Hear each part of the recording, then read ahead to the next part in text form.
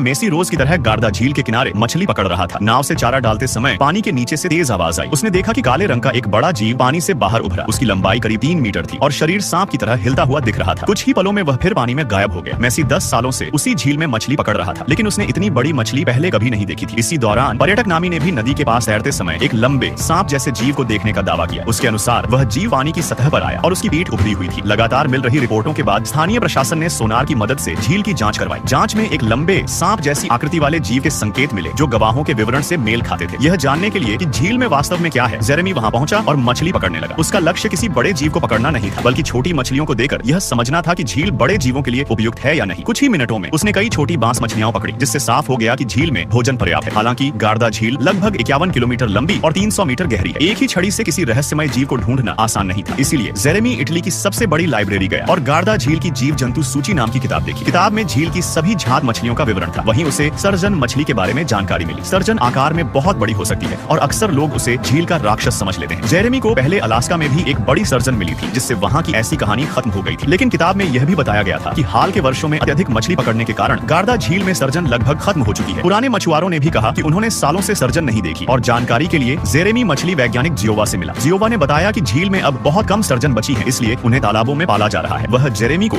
एक बड़े मछली फार्म में ले गया। तालाब में कई सर्जन थी जो झील की ही प्रजाति की थी। जेरेमी ने सबसे बड़ी मछली को उठाकर देखा। उसकी बनावट सामान्य मछलियों जैसी थी। सीमित माहौल के कारण ये मछलियां अधिकतम 1.5 मीटर तक ही बढ़ पाती हैं और प्रत्यक्षदर्शियों के वर्णन से मेल नहीं खाती। इसके बाद जेरेमी सर्जन छोड़ने के एक कार्यक्रम में शामिल हुआ, जहां छोटी सर्जन झील में छोड़ी जा रही थी। कर्मचारियों ने बताया कि इनके जीवित रहने की संभावना कम होती है, क्योंकि उन्हें बड़ी मछलियां, खासकर यूरोपीय कैटफिश खा जाती है। कैटफिश के बारे में जेरेमी पहले से जानता था। यह सब कुछ खाने वाली मछली होती है और काफी बड़ी हो सकती है। इसकी लंबाई 3 मीटर तक पहुंच सकती है। इसका सिर चौड़ा और शरीर लंबा होता है और पानी में यह बड़े सांप जैसी दिखती है। इस जानकारी के बाद कैटफिश को झील के रहस्यमय जीव का एक मजबूत विकल्प माना गया। जेरेमी स्थानीय नाविक और अनुभवी कैटफिश मछुआरे संचय के साथ झील में गया। वे एक बांध के नीचे पहुंचे, जहां पानी में ऑक्सीजन और भोजन भरपूर था। जेरेमी ने पहले नकली मछली का इस्तेमाल किया। थोड़ी देर बाद कोई बड़ा जीव चारा पकड़कर नाव को खींचने लगा, लेकिन वह बच निकला। बाद में उसने केंचुओं का इस्तेमाल किया और चारा नीचे तक पहुंचाया, लेकिन शाम तक कोई मछली नहीं